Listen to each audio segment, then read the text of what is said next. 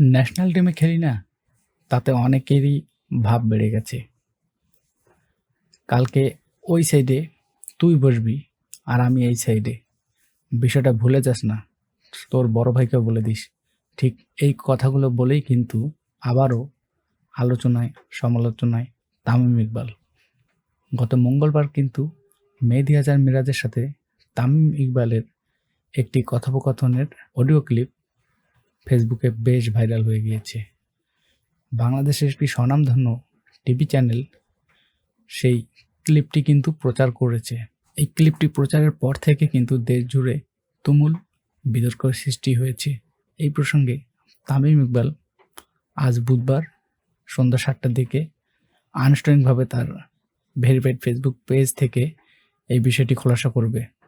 তবে এই বিষয়টির মাধ্যমে একটি বিষয় স্পষ্ট হয়েছে, নতুন করে মুশফিকুর রহিমের সাথে দ্বন্দ্বে জড়িয়েছেন তামিম ইকবাল।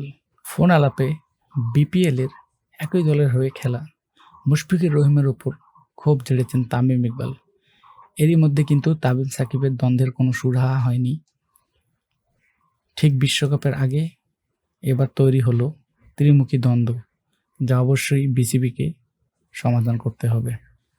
ফোন আলাপে কিন্তু বোঝা যায় তামিম ইকবাল মুশফিকুর রহিমের উপরে বেশ ক্ষিপ্ত এবং মেহেদী মিরাজ কিন্তু তাকে বারবার বোঝানোর চেষ্টা করছিল, কিন্তু তাতেও কিন্তু কোনো কাজ হয়নি।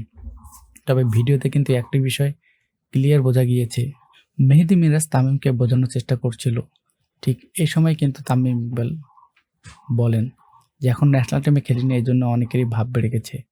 এবং তার কথা থেকে কিন্তু এই বিষয়টিও ক্লিয়ার হয়েছে যে তিনি বিপিএলে কিন্তু মুশফিকুর রহিমকে টিম পরিচালনা থেকে শুরু করে ফিল্ড সেটআপ থেকে শুরু করে নানা রকম সুযোগ সুবিধা দিয়েছিল।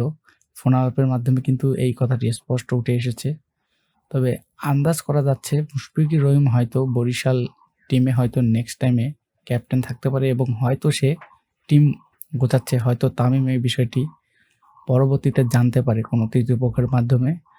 এ নিয়ে কিন্তু হয়তো মুশফিকুর রহিমের উপরে তামিম ইকবাল কিছুটা ক্ষিপ্ত, যা আজকে সন্ধ্যা ৭টার পরেই আনুষ্ঠানিকভাবে যখন তামিম ইকবাল সংবাদ সম্মেলন করবে তারপরে বোঝা যাবে।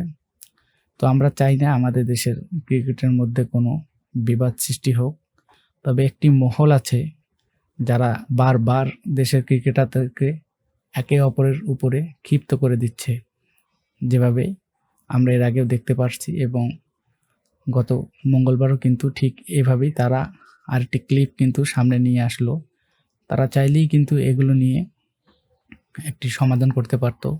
এগুলো ক্লিপ সবার সামনে আনা মানে দেশের ক্রিকেটকে কিন্তু ধ্বংসের দিকে নিয়ে যাওয়া এবং ক্রিকেটারদের মধ্যে কিন্তু পারস্পরিক দ্বন্দ্ব সৃষ্টি করা, যেটা একান্ত কাম্য নয়। তো আমরা আশা করব যাই হয়ে থাকুক খুব সহজে তা সমাধান হবে।